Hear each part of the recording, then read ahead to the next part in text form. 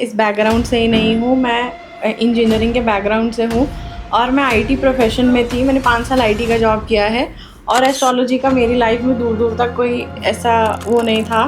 कुंडली मैच करना कितना ज़रूरी है शादी के लिए? बहुत हद तक करती हैं। ब्लैक मैजिक एग्जिस्ट और तंत्र विद्या, ब्लैक मैजिक, अलग अलग चीज़ें होती हैं। केसेस ऐसे आते हैं कि फैमिली में ही लगे रहते हैं लोग आपस में, प्रॉपर्टी डिस्प्यूट चल रहे हैं, खुद के फैमिली मेंबर्स को ही हर्ट करना चाहते हैं लोग। हाँ, ये फैमिली डिस्प्यूट्स वाले तो बहुत केसेस आते हैं। मेरा दिमाग खटका और फिर मैंने कहा देखिए, मैंने तो वो बहुत ही शॉक हो गया था। वैसे मैं खुद ही हो गई थी कि यार इतना कैसे पता लग जाता है। ठीक है, तो अगर वो मर्क्यूरी कोई एरर दे रहा है तो प्लीज़ उसको अपने कर्मों से आप रेक्टिफाई भी कर सकते हो। बाकी जो एरर होनी है वो मर्क्यूरी रेट्रोग्रेड नहीं भी है तो वो हो जाएगी। आपके पास जो लोग आते हैं वो क्या प्रॉब्लम लेके ज़्यादा आते हैं? Love problem, career problem? सबसे बड़ी प्रॉब्लम आज की डेट में लोगों की लाइफ में क्या है? वैसे तो दोनों ही हैं, बट दुखी ज़्यादा लव लाइफ वाले।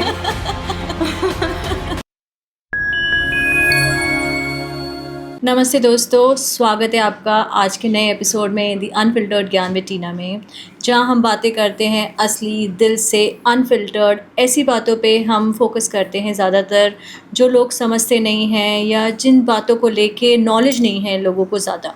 तो आज का जो हमारा टॉपिक है वो है टैरो। जो आजकल जो बहुत सारी रेमेडीज़ आ रही है इंस्टाग्राम पे या हर तरफ हम जो टोटके नुस्खे देख रहे हैं कि कभी नींबू से कुछ कर दो, कभी मिरर लेके कुछ कर दो, कभी मिर्च से कर दो, कभी कुछ कर दो, कभी कुछ कर दो।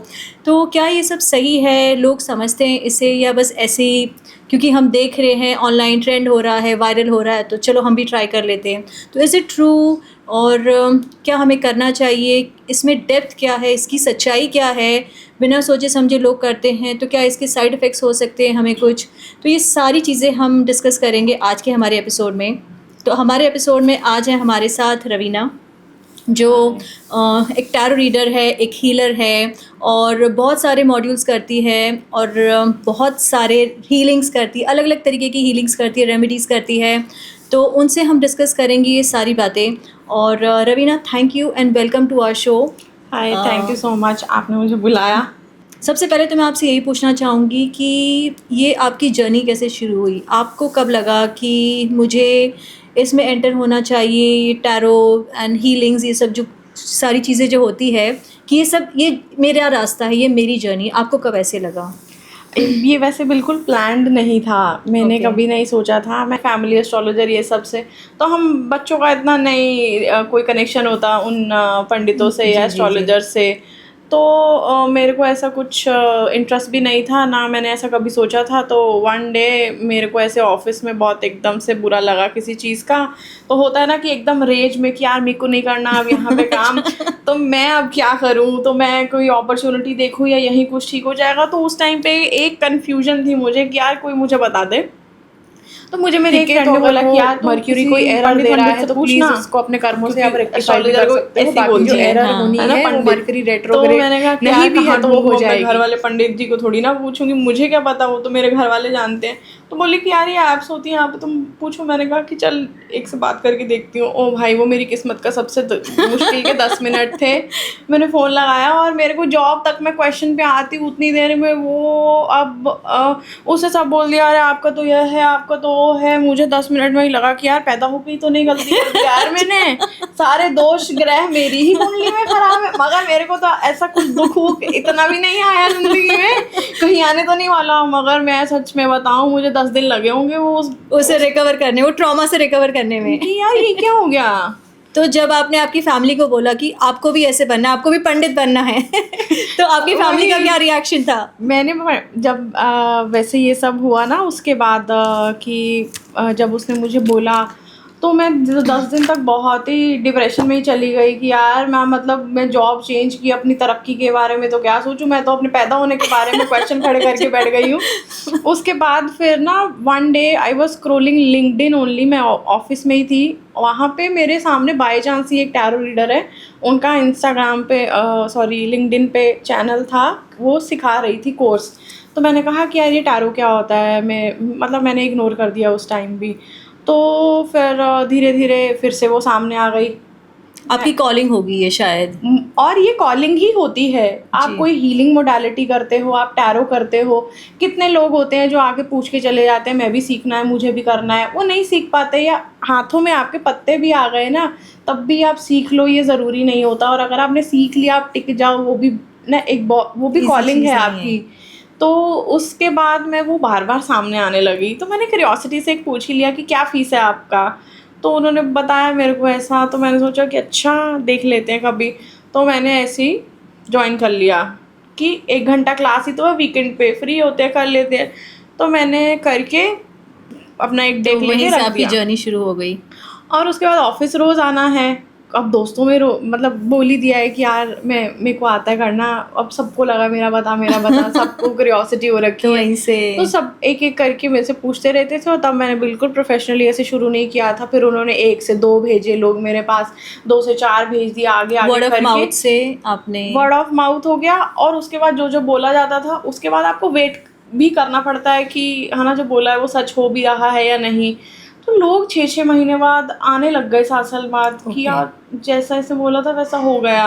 मैंने कहा हाँ सच में हो गया क्योंकि मैंने ऐसे सोचा ही नहीं था। तो रवीना मुझे एक बात बताइए, आपके पास जो लोग आते हैं वो क्या प्रॉब्लम लेके ज़्यादा आते हैं? लव प्रॉब्लम, करियर प्रॉब्लम, सबसे बड़ी प्रॉब्लम आज की डेट में लोगों की लाइफ में क्या है? वैसे तो दोनों ही हैं, बट दुखी ज़्यादा लव लाइफ वाले हैं क्योंकि उनका तो कोई सॉल्यूशन भी नहीं है हमारे पास। क्योंकि आप उनको जितना मर्जी समझा लो, कुछ भी कर लो, I think they are looking for, उनको कोई सच भी नहीं जानना है। करियर वालों को तो ना आप एक आंसर भी दे दोगे कि यार अभी रुक जाओ या जॉब चेंज कर लो, सरकारी जॉब है, कोई भी क्वेश्चन है आप उनको एक सीधा सिंपल जवाब दे सकते हो।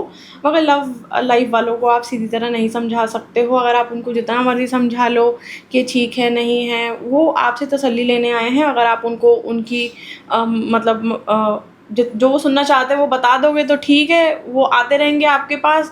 अगर आप उनको मना कर दो ये नहीं होने वाला, वो आप ही को गाली दे के चले जाएंगे कि इसको कुछ नहीं आता। फिर जब वो चीज़ हो जाती है जैसा बोला था, फिर वो लोग वापस तो आते ये हैं। तो फिर गलत बात है ना कि आप जो सच बता रहे लोगों को सच नहीं सुनना है। तो सच कोई बता भी नहीं रहा है, द प्रॉब्लम इज। तो शायद इसलिए भी नहीं बता रहे होंगे कि क्लाइंट नहीं आएगा नहीं आए वापस से। शायद। एक बात बताइए, जो रीडिंग के लिए आते हैं आपके पास या आपके पास कोई भी हीलिंग्स के लिए आते हैं, तो ऐसा कभी कुछ ऐसे हुआ है कि आपने रीडिंग दी और उन्हें लगा कि हाँ बस आपने जो सही बात बता दी और एकदम ऐसे ब्रेक थ्रू पॉइंट था उनके लिए, हाँ रो पड़े आपके सामने, या बस कि हाँ आपने तो मेरी लाइफ चेंज कर दी, ऐसा कभी हुआ है? वैसे इंस्टेंटली तो नहीं होता है ऐसा। हाँ। ऐसा इंस्टेंटली होता है कि यार आपसे बात करके बहुत क्लैरिटी मिल गई। क्योंकि आज तक मैं झूठ में नहीं रखी हूँ किसी को, क्योंकि चाहे अब कड़वा है तो मैं बता देती हूँ थोड़ा समझा के कि उसको अटैक ही ना आ जाए। इतना ब्रूटली नहीं बोलूँगी जैसे उस मेरे को बता दिया गया था क्या। तो इसीलिए मैं उसको बहुत तरीके से समझा के और उसको एक अगला प्लान ऑफ एक्शन दे के उसको भेजा जाता है कि, और उसके बाद जब वो इम्प्लीमेंट करके आता है ना, तब वो बंदा आके बोलता है कि हाँ भाई अब हुआ है, लाइफ में थोड़ी सेटिंग हो गई है, अब ब्रेक थ्रू पॉइंट हुआ है। और ऐसे बहुत सारे क्लाइंट्स हैं। आप जब अगर मैं आपको एक एक का स्टोरी बताऊंगी ना तो आप भी हैरान हो जाएंगे कि यार इतना तगड़ा ब्रेकिंग, हाँ इतना भी नहीं हो सकता था यार। इवन मैं खुद शॉक में हो जाती हूँ कि यार इतना भी कैसे हो सकता है। तो टैरो के बारे में लोगों के सबसे बड़ा मिथ क्या है जो आप क्लियर करना चाहोगे कि व्हाट इज़ टैरो? टैरो सिर्फ एक मोडालिटी है जो प्रेडिक्शन देती है, पास्ट भी बता सकती है, फ्यूचर भी बता सकती है, प्रेजेंट भी बता सकती है। और उसके बाद ये एक होने वाली सिचुएशन का आउटकम क्या होने वाला है इसका आपको वो पूरा ओवरऑल पिक्चर बता देती है, कि ये भी बता देती है कि कैसे होगा। पॉसिबिलिटीज़ तो है ही, मगर एक चीज़ और भी है कि अगर मैंने आपको बोल दिया कि आप पेपर में फ़ेल होने वाले हो तो इसका मतलब ये थोड़ी ना पेपर देने जाओगे ही नहीं। इसका मतलब ये है कि अगर कार्ड्स में आया है कि आपके फ़ेल होने के चांसेस हैं, तो यहाँ तो आपकी तैयारी नहीं है, या तो आपकी प्रिपरेशन में कोई प्रॉब्लम है, या तो आपकी ब्लॉकेजेस बहुत है, या तो you were meant to do something else in life, इसीलिए ये ना मिल के आपको कुछ और मिलने वाला है। तो इसका मतलब ये नहीं है कि मैंने बोल दिया तो आप पेपर देने नहीं जाओगे, फेल होकर बैठ जाओगे, तो उसने बोला था तैयारी क्या करनी, मैं तो फेल ही हो जाऊँगा। तो हम ये myth है। बोल सकते हैं कि ये सच बताते हैं कि पॉसिबिलिटीज़ बताते हैं टैरो? वैसे पॉसिबिलिटीज़ लेके ही चली होती हूँ मैं, क्योंकि हम एकदम कॉन्फिडेंट होकर नहीं बोल सकते किसी को कि भाई यही होने वाला है, यही होने वाला है, क्योंकि कर्म नाम की भी तो चीज़ है ना, वो भी तो करो। क्या पता आप ज़्यादा तैयारी कर लोगे तो आप पास भी हो शायद जाओ। चेंजेस हो जाए। बिल्कुल। तो फिर तभी तो आके बोल सकते हैं कि आपने तो बोला था कि ऐसे होने वाला है, लेकिन ये तो गलत हो गया।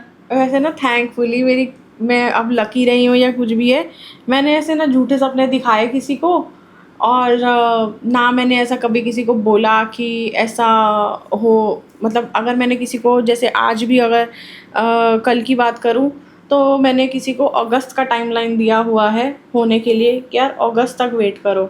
तो टेक्निकली अब अगस्त शुरू भी नहीं हुआ है, आपको पूरा अगस्त ख़त्म होने तक वेट करना पड़ेगा ना, कि मुझे आके बोला आपने बोला था हुआ नहीं। But they don't have patience. उन्होंने मेरे को जुलाई के आखिरी हफ्ते में ही तंग कर दिया है कि अब मैं तो मर जाऊंगी, तब तक मेरा तो ये हो जाएगा, क्या हो जाएगा। तो यहाँ प्रॉब्लम किसकी है? वो उसकी इम्पेशंस की है, मेरी यहाँ कुछ आपकी नहीं है। तो इसीलिए तो एक ऐसा कोई एक्सपीरियंस मुझे बताइए आपके क्लाइंट का, जो आपने आपकी रीडिंग से, आपकी हीलिंग से, या जो भी आप मोडालिटीज़ आपने यूज़ की, तो उनकी स्टोरी, उनका चेंज जो आया उनके लाइफ में बहुत मेजर रहा हो। बिल्कुल बताती हूँ। एक एक एक बहुत मेजर ब्रेक थ्रू था, जो कि मैं खुद इतना सोच के नहीं बैठी थी। मेरे पास एक क्लाइंट आती थी और उसका अरेंज मैरिज सेटअप था, यूपी साइड के थे वो।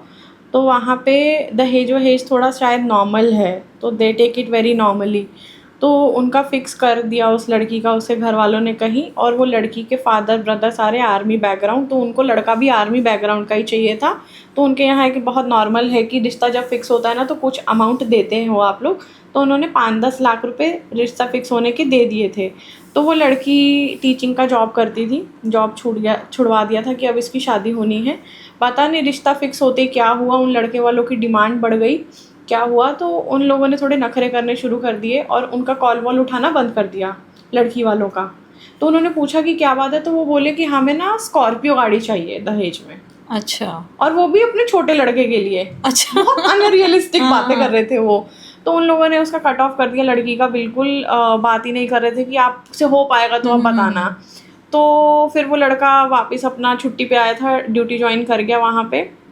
और आर्मी वालों का कुछ होता है कि आप जाके ना उनके ऑफिसर को कुछ कंप्लेन कर सकते हो। तो ये पूरी फैमिली पहले तो रिक्वेस्ट मोड पे थी।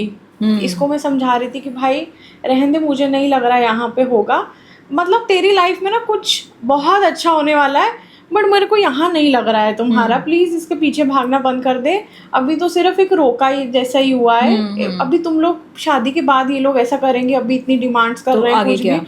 तो तुम लोग देखो ना, अभी इनके रंग सामने आ गए, तो हमें इसको बहुत ही एक अलार्मिंग पॉइंट लेना चाहिए, ये रेड फ्लैग है। इनको अभी से इनके लालच दिख गए, तो आप लोग अभी हट जाओ। मगर वो पेरेंट्स नहीं सुन रहे थे भाई, नहीं सुन रहे थे। वो पूरे ट्रेन बुक करके पूरी फैमिली गई है, उस लड़के को बुला, वो लड़का बाहर भी नहीं निकला है। उसके ऑफिसर को बोला गया है कि देख लो ये लड़के ने हमारी लड़की के साथ रिश्ता किया, हमने इतने पैसे भी दिए, ये बात ही नहीं कर रहे हैं, ये वो ऐसे करके।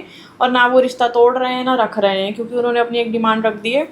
और इन सब में इतना उलझ रहे हैं, वो लड़की रो भी रही है, उसकी मम्मी भी मुझसे बात कर रही है कि कुछ तो ऐसा होगा कि वो लड़के वाले ठीक हो जाएं या कुछ भी है। बट मेरे को नहीं आ रहा था ऐसा कि वहाँ शादी करना है, ठीक उसका भी है, लड़की का फ्यूचर है वहाँ कि पे। वहाँ है भी, तो टूटने का आ रहा था। अब वो मुझसे ऐसी रेमेडीज़ मांगे कि कुछ भी करो यहाँ हो जाए। तो टेक्निकली मैंने कहा यार ऐसा कुछ होता नहीं है, ठीक है। तो मैंने उस लड़की से एक ही रेमेडी कराई कि आर पार हो जाए। तो बस अपने उसका मैंने पूरा चार्ट एनालिसिस करके टैरो से देख के सब बता दिया कि तू बस एक रेमेडी कर ले, सारा पहले तेरा दिमाग क्लियर हो। तो उसको मैंने रेमेडी दिया, उस लड़की ने किया। विदिन 15 डेज़ वो चिल्लाती हुई आई है मेरे पास। मैंने कहा क्या हुआ? कह रही आपको पता है इन सब हम उसमें इतना उलझ गए, मैं तो भूल ही गई, मैं एसएसबी दे के आई थी अपना। वो लड़का जो ऑफिसर था उससे बड़े लेवल का उस लड़की का पेपर क्लियर हो गया था। विदिन 7 डेज़ उस लड़की के बर्थडे वाले दिन ही उसकी ज्वाइनिंग थी। मुझे आज भी डेट याद है, 23 अक्टूबर। उस लड़की की लेह लद्दाख में पोस्टिंग हुई। और जैसे ही पोस्टिंग हुई, उनके पास इतना समय भी नहीं था किसी को बताएं या कुछ भी है, क्योंकि इतना ये रिश्ते में उलझ गए कि उन लोगों के पास टाइम ही नहीं था कि उस लड़की की तैयारी भी करें जाने की। एकदम से हफ्ते बाद उसको बैंगलोर बुला लिया, फिर लद्दाख भेज देंगे, ऐसा हो गया। और वो उस लड़के से भी हाई लेवल पे पोस्ट हुई हो कि उसको भी सल्यूट करता वो लड़का। लाइफ चेंजिंग एक्सपीरियंस हो गया ये तो।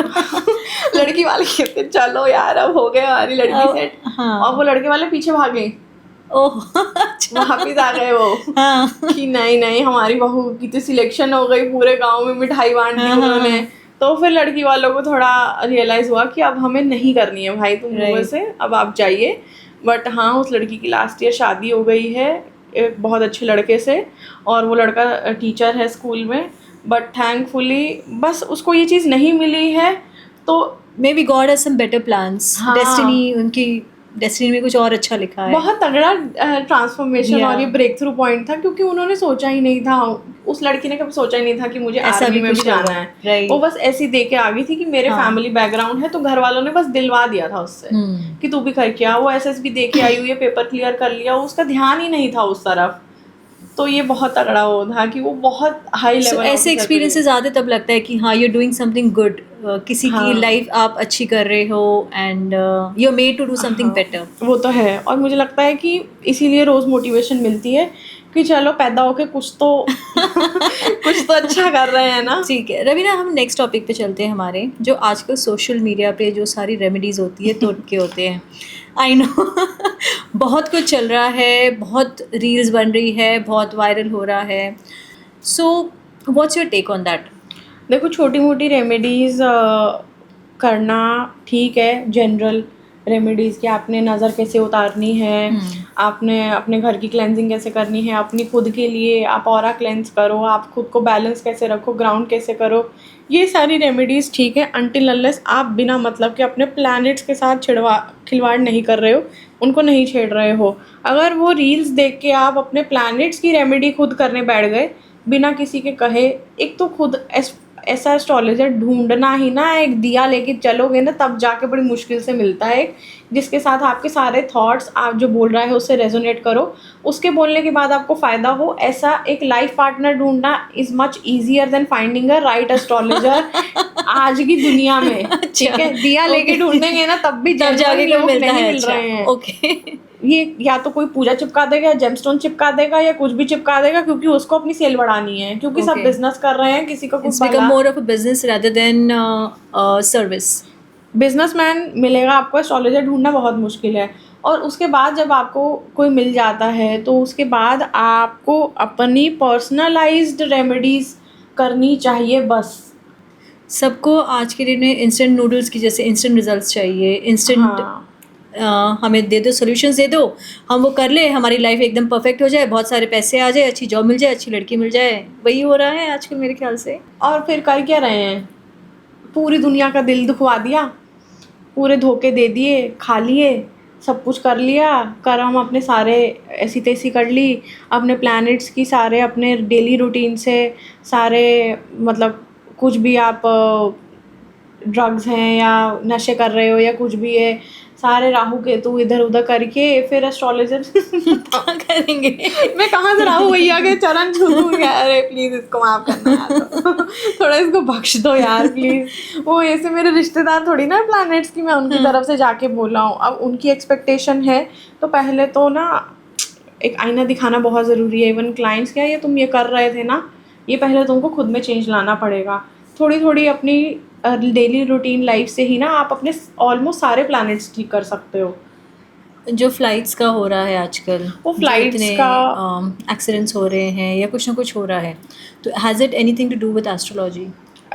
देखो बिल्कुल है, बट उस जिन का के साथ ऐसे हादसे हो रहे हैं ना, वो जनरली तो एक पर्टिकुलर चीज़ है कि हो रखी है, बट वो सबके साथ थोड़ी ना हो गई एक ही सेम चीज़। हो गया मंगल केतु ख़त्म, अब भाई उसके बाद क्या एक्सीडेंट नहीं हुआ? उसके पहले नहीं हुए थे क्या? अब हुए थे, सब हुए थे, बट इतना हुआ बन गया है ना कि अब सबको लगता है कि ये उसी की वजह से हो रहा है, उसी की वजह से हो रहा है। बट उसके पहले भी हज़ार्ड्स होते थे, उसके बाद भी होने हैं, क्योंकि इट्स अ वेरी नेचुरल वो। तो इतना खुद पे नहीं, दिल पे लेना है। आप मानोगे नहीं, ये जो प्लेन क्रैश हुआ है, मैं पहले हीलिंग्स में इतना कभी आया नहीं मेरे को करने के लिए travel protection. Ravi travel protection आ रहा है। ट्रैवल प्रोटेक्शन, अब इतने लोग आते हैं ना, सब डर गए हैं, सब डर गए हैं। अपनी फैमिली के लिए, अपने लिए, कि हमारी फ्लाइट यहाँ से यहाँ है, हम यहाँ जाने वाले हैं, प्लीज़ हमारा फैमिली प्रोटेक्शन, ट्रैवल प्रोटेक्शन कर दो। तो ट्रैवल प्रोटेक्शन इतना बढ़ गया है अब, क्योंकि डर गए हैं लोग। एक रेमेडी ऐसी बता दो हमारे व्यूअर्स को ठीक है, जो हर कोई कर सकता है, सिंपल फॉर हैप्पी लाइफ, कि आपकी लाइफ में आपको पीस और हैप्पीनेस चाहिए, उसके लिए एक बेसिक सिंपल रेमेडी जो घर पे फ्री टाइम पे 5 मिनट कर ली और बस वो एक सुकून शांति मिल गई हमें, उसके लिए कुछ आप बता दीजिए। बिल्कुल बिल्कुल सिंपल लाइफ रखते हैं। सबसे पहले तो ना, बिल्कुल कोई इतना, पहले तो इन सबको भूल जाओ कि राहु केतु मंगल रेट्रो कुछ भी नहीं है। आपका अपनी पर्सनल कुंडली में दशा चल रही है, सब कुछ बहुत ज़्यादा इंपॉर्टेंट है। आपको अगर कोई चीज़ इफ़ेक्ट कर रही है तो आपकी वो पर्सनल भी चीज़ें कुछ एक्टिव है, उसकी वजह से हो रही है। तो पहले तो आप अपने प्लैनेट्स नॉर्मली खुद ठीक करना शुरू कर दो। पहले तो अपने मम्मी पापा को रिस्पेक्ट, मैं नहीं कह रही कि यार अब हर लोगों की आदत नहीं होती है, करना तो चाहिए। अगर आप रोज़ करो, पाँव नहीं छू सकते तो कम से कम डिसरिस्पेक्ट तो बिल्कुल ही मत करो, ठीक है? क्योंकि आधा आपने वही ख़राब कर लिया, अपने चंद्रमा सूर्य, ठीक है? और उसके बाद सिंपल अपने घर की नेगेटिविटी रिमूवल, क्योंकि कई लोग आते हैं और आप नोटिस करना उनके आने के बाद बहुत नेगेटिविटी हो जाती है, बहुत सारे कलेश होने लग जाए, कुछ भी हो जाए।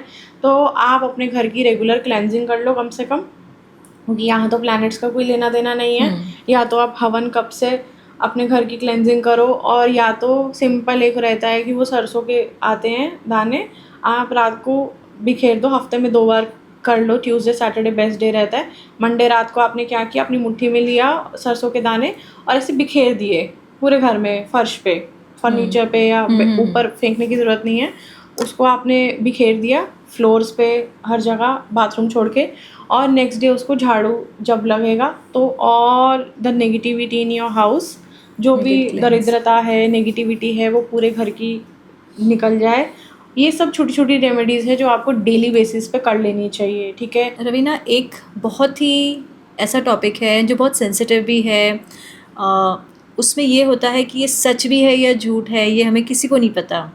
तो उस पर थोड़ा आप अपना ओपिनियन देना, उसके बारे में आप थोड़ा हमें बताइए। ब्लैक मैजिक सेंसिटिव टॉपिक तो है, और इसके बारे में ना हम लोगों को बीइंग एस्ट्रोलॉजर पता भी होना चाहिए, क्योंकि मैंने ना बहुत सारे ऐसे एस्ट्रोलॉजर देखे, अरे कुछ नहीं होता, और वो प्रॉब्लम उसकी सॉल्व होती कि तुम नहीं मानते, उसके चक्कर में ये थोड़ी ना है कि तुम उसका कोई, तुम्हारे पास सॉल्यूशन नहीं है तो आप उसको बोल दो कि यार मेरे पास नहीं है सॉल्यूशन।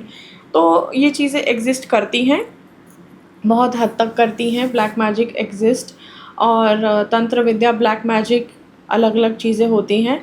बट हाँ, अगर किसी चीज़ को गलत इंटेंशन से, शैतान को पूज के, या कुछ भी अलग अलग तरीके होते हैं इसके भी, किसी चीज़ को ज़बरदस्ती हासिल करने की कोशिश करना ब्लैक मैजिक ही है, ठीक है? किसी की विल के अगेंस्ट कुछ भी कर देना, उपाय कोई कर दिया या टूना टोटका भी कर दिया, किसी का नुकसान हो जाए, कुछ भी हो जाए, तो ये सब होता है, बहुत तरीके का होता है तंत्र विद्या, वशीकरण। तो ये लोग करते हैं गलत इंटेंशन से कि किसी को हर्ट करना है, या बस मज़े के लिए चलो आज कुछ कर देते हैं? जिसका दिमाग ही सोच के वहाँ तक जा सकता है ना कि यार बिना कॉन्सिक्वेंसेस जाने हुए कि आप कर रहे हो तो आपके ऊपर ही ना बैकफायर हो जाए चीज़ें, तो वो उसके दिमाग का आप अंदाज़ा लगा लो कि वो तो चाहे थोड़ा सा भी उसको कुछ भी कहवे दिया किसी ने, तो मतलब अब केसेस ऐसे आते हैं कि फैमिली में ही लगे रहते हैं लोग आपस में, प्रॉपर्टी डिस्प्यूट चल रहे हैं, खुद के फैमिली मेंबर्स को ही हर्ट करना चाहते हैं लोग। हाँ, ये फैमिली डिस्प्यूट्स वाले तो बहुत केसेस आते हैं कि हाँ एक दूसरे के ऊपर ब्लैक किया होता है। Magic can it ever backfire, कि किसी ने कर दिया तो उनके ऊपर बैकफायर हो सकता है ये ब्लैक मैजिक? वो विद द टाइम उनके कर्मों के हिसाब से बैकफायर हो, मगर हाँ ये अब ब्लैक मैजिक है। तो रवीना, मुझे एक बात बताइए आप, कि पता कैसे चलता है कि ये ब्लैक मैजिक है? ऐसे भी हो सकता है कि बंदा ओवर थिंकिंग कर रहा है, या देखिए ना, ओवर थिंकिंग की वजह से इट्स नॉट ब्लैक मैजिक। तो वैसे तो ऐसे आते हैं ना, आपको कैसे पता चलता है ये? वैसे तो जब भी किसी के साथ बुरा भला होता है ना, तो सबको ये लगता है कि यार किसी ने कुछ कर तो नहीं दिया। हाँ, सबसे पहले यही होता है कि हाँ मेरे पे तो कुछ हो गया है। हाँ, so how do you identify this? पहले तो टैरो कार्ड से पता लग जाता है आपको, अच्छा। ठीक है, और कहीं ना कहीं ऐसा कोई कार्ड टैरो कार्ड में जो आपको पता है कि ये कार्ड आया तो हाँ ये ब्लैक मैजिक तो है ही? बहुत सारे हैं ऐसे तो ना, और उसकी ना एनर्जी भी थोड़ी अलग सी होती है, आपको ना खुद ही बात करके उससे ना थोड़ा अजीब फील होने लग जाता है, उसकी होती है थोड़ी। अभी मेरे पास आया था एक क्लाइंट, वो बहुत नॉर्मली आया था, उसकी जॉब चली गई थी, तो वो मेरे से जॉब का पूछना आया था कि मेरे को ले ऑफ कर दिया है लास्ट मंथ, तो मेरे को जॉब का पूछना है। और उसने बातें बातें पूछा, अच्छा एक क्वेश्चन बता दो। जॉब का मैंने बता दिया उसका, तो कहीं ना कहीं बड़ा ऑफ सा मेरे को कार्ड्स आ रहे थे कि यार ये कुछ है। इतना तो नेगेटिव नहीं लग रहा है, ठीक ठाक है, क्या हो सकता है। तो फिर एकदम से वो बोला कि अब मेरे को ना एक चीज़ और पूछनी थी, हमारी ना दुकानें हैं यहाँ पे, वो बाकी सबकी रेंट पे जा रही हैं, हम लोगों की नहीं जा रही हैं। बाकी सबका चढ़ गया रेंट वेंट पे, हम लोगों का इतना अच्छा हमने शोरूम टाइप बना लिया, हम लोग तभी का कुछ क्यों नहीं नहीं हो हो रहा है। मेरा दिमाग खटका, और फिर मैंने कार्ड्स देखे, मैंने तो वो बहुत ही शॉक हो गया था, वैसे मैं खुद ही हो गई थी कि यार इतना कैसे पता लग जाता है। वो आपकी इंट्यूशन बहुत ज़्यादा ज़रूरी होती है, सब कुछ कार्ड्स तो बताते ही हैं, उनको इंटरप्रेटेट करना ये टैरो रीडर के ऊपर है। तो मैंने उसको बोल दिया था कि तुम्हारे पापा की साइड पे कोई है, कोई फैमिली प्रॉपर्टी डिस्प्यूट चल रहा है क्या? पापा की फैमिली की साइड, कह रहे हैं हाँ चाचा जी के साथ चल रहा है। तो मैंने कहा कि both male and female are involve, किसी ने बांध दिया है। अच्छा। तो कह रहे हैं हमको पता है। उसने अच्छा। उनको किसी उनके फैमिली पंडित ने बोला हुआ था कि ये सब हो रखा है, but he was not expecting this from me. अच्छा। कि मैं भी बता दूंगी। तो मतलब ऐसे ऐसे केसेस आते हैं, तो उसको सॉल्यूशन भी दे दिया है, बट अभी करे ना करे वो उनके हाथों में है, ये भी किस्मत है। वो भी किस्मत है, ठीक ना? होना नहीं होना। ठीक होना है नहीं होना है, आपको सही इलाज भी मिल जाए या उस पर भी आप करो कुछ। ठीक है रवीना, बहुत आपने नॉलेज दिया, एकदम अनफिल्टर्ड ऑन ब्लैक मैजिक। तो अभी हम थोड़ा एक फ़न सेगमेंट की तरफ जाते हैं, ठीक है। I be asking you some fun questions, ठीक है। तो उसका आप मुझे बस सिंपल जवाब देना। So let's keep it fun and light, okay. Tarot card का सबसे फेवरेट कार्ड आपका कौन सा है? एम्प्रेस। क्यों? क्योंकि हम सबको वही बनना चाहिए, ब्यूटीफुल, रॉयल, क्वीन, हम सबको वैसा ही बनना है। The empress is my favourite card. सुबह का सबसे पहला रिचुअल क्या होता है? मेडिटेशन करते हो, इंस्टाग्राम रील स्क्रॉल करते हो? सबसे पहले रिचुअल जो मैं करती हूँ ना, अभी तक तो आदत नहीं थी, बट अब डाल ली है कि यार थैंक यू बोल देना है कुछ बहुत सारी चीज़ों के लिए, ग्रैटिट्यूड कि यार थैंक यू मेरे पास ये है। कोई ऐसा एक चीज़ ऐसा होता है कि क्लाइंट्स आते हैं तो बोलते हैं यार हर कोई यही बोल रहा है कि क्या आप भी तो यही सेम चीज़ बोल रहे हो हमें, ऐसा कभी होता है? हाँ होता कुछ है। नया बता दो यार, वही बातें आप भी बोल रहे हो। तो मैं पहले उनसे यही पूछती हूँ कि भाई तुम इतनी जगह करके क्या आए हो, ऐसा क्या हो गया है कि तुम्हें सबसे ही पूछना पड़ रहा है। कि कोई मॉल थोड़ी ना कि अब हर दुकान पे आप लोग होके ही आओगे। तो फिर मैं, आप डांट देते हो? नहीं डांटना क्या है, तो उनसे भी क्वेश्चन है मेरा, आप इतने करके क्या आए हो, आप सब जगह का होके कैसे आए हो, ऐसा क्या हो गया था आपकी लाइफ में कि आपको सबसे ही पूछना पड़ गया। अभी आपसे पूछूं, the most misunderstood zodiac sign as per you? Most misunderstood misunderstood मुझे लगता है लियो है बेचारा। क्यों? मैं खुद हूँ ना इसलिए। मेरे को लगता है कि यार ये तो बड़े एकदम इतने अच्छे तभी लोग समझते नहीं है हमें। अच्छे भी नहीं है, सबको लगता है कि यार ये तो बहुत ही एरोगेंट होंगे, ईगो होगी इनके अंदर, या ऐसा होगा वैसा होगा। बट लेयर्स निकालो, या लाइक एन अनियन, लेयर्स निकालो, अंदर देखो क्या है। वही कि ऐसा भी कुछ नहीं है, मुझे लगता है ईगो थोड़ी सी रखनी चाहिए, वरना आपको दुनिया ऐसी खा जाएगी। क्या ना, कितने ही आ जाएंगे, अरे ऐसा बता दो ऐसा बता दो, मतलब कोई कंसल्टेशन भी नहीं, तो थोड़ा सा तो रखना पड़ता है। थैंकफुली उसके लिए मैं लियो हूँ। वरना मुझे दुनिया ऐसी खा लेती कि यार एक क्वेश्चन बता दो। अच्छा, ये लास्ट क्वेश्चन है आपका अभी फ़िलहाल इसमें। कुंडली मैच करना कितना ज़रूरी है शादी के लिए? कुंडली मैच करना बहुत ज़रूरी है, ठीक है। अगर आप अरेंज मैरिज के लिए देख रहे हैं तो बहुत ज़्यादा ज़रूरी है। और कहीं भी कोई ऐप पे खुद ही गुण मिलान करके कुंडली मैचिंग को कुंडली मैचिंग नहीं कहते हैं। कि अगर आप देख लीजिए अरे 30 गुण मिल रहे हैं, perfect match, no it is not a perfect match. Individual chart analysis दोनों की रिक्वायर्ड है। अगर वो हो जाती अच्छे से तो आज ड्रम ना मिलते। ठीक है, क्या बोला? तो अगर अच्छे से किसी अच्छे एस्ट्रोलॉजर को दिखा देते पहले से कि यार ये लड़की ठीक नहीं है, ये लड़का ठीक नहीं है, ये बहुत होने वाली है प्रॉब्लम आगे, तो शायद वो चीज़ें ना हो। तो ये पहले ही पता चल जाता है कुंडली से? बिल्कुल पता चल जाता है। इतने केसेस चल रहे हैं ना मेरे पास, मैं और हो भी चुका है, मैं लिख लिख के दे चुकी हूँ कि प्लीज़ ना करना यहाँ पे, प्लीज़ ना करना, मत करना, नहीं ठीक है, ये नहीं ठीक है। फिर अभी वही लोग आ रहे हैं कि प्लीज़ अब कैसे भी करके हमें बचाओ यहाँ से। तो रवीना, आज के एपिसोड में जो हमने इतनी सारी बातें की, तो व्यूअर्स को एक क्या मैसेज देना चाहोगे? बहुत सारे मैसेजेस देना चाहेंगे हम।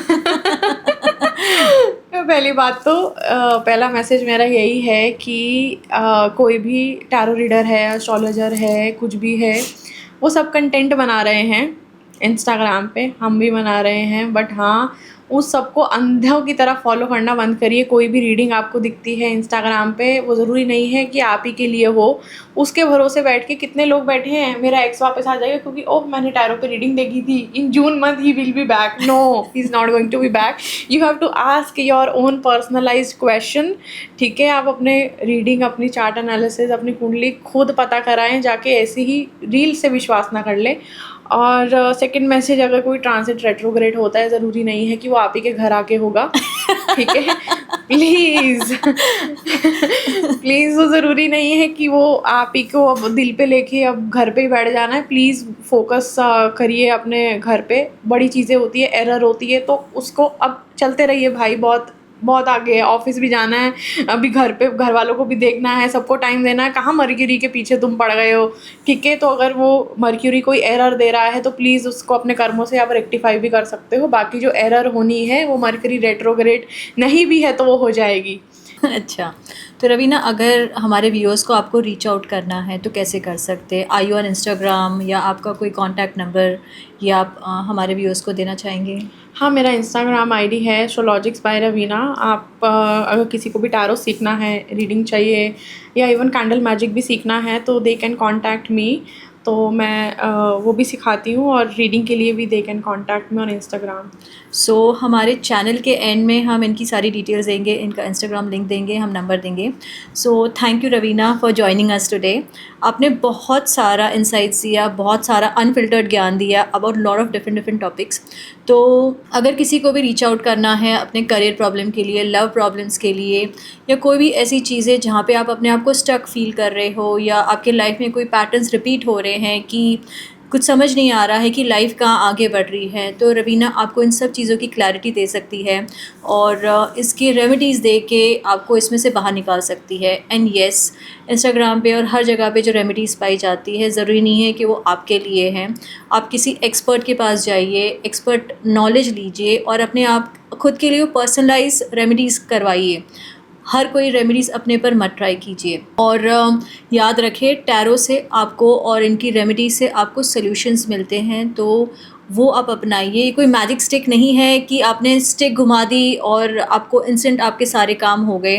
हर चीज़ के लिए टाइम लगता है, हर चीज़ का एक सही ड्यूरेशन होता है, एक सही रास्ता होता है, एक सही तरीका होता है, तो उसको फॉलो कीजिए and go to an expert. Do not do everything on your own. सब कुछ अपने आप नहीं कर सकते without proper knowledge and proper guidance. So thank you everyone हमारे साथ जुड़ने के लिए। एक बहुत ही अच्छे अनफिल्टर्ड टॉपिक पे जो हमने आज कवर किया है हमारे गेस्ट के साथ, रवीना के साथ। एंड हम जल्दी आएंगे नेक्स्ट एपिसोड में, जब हमारे नेक्स्ट गेस्ट होंगे वो और भी ऐसी अच्छी बातें करेंगे। ऐसे टॉपिक्स हम कवर करना चाह रहे हैं जो बहुत कॉमनली हम नहीं डिस्कस करते हैं, और बहुत अच्छा नॉलेज भी आपको देंगे हम, जिससे आपको लाइफ में एक आगे बढ़ने का एक क्लैरिटी मिलने के लिए हम कोशिश करेंगे। सो थैंक यू एवरीवन जुड़ने के लिए, and please like, share and follow our YouTube channel. And link हम एंड में प्रोवाइड कर देंगे। Thank you, and next episode में जल्दी मिलते हैं।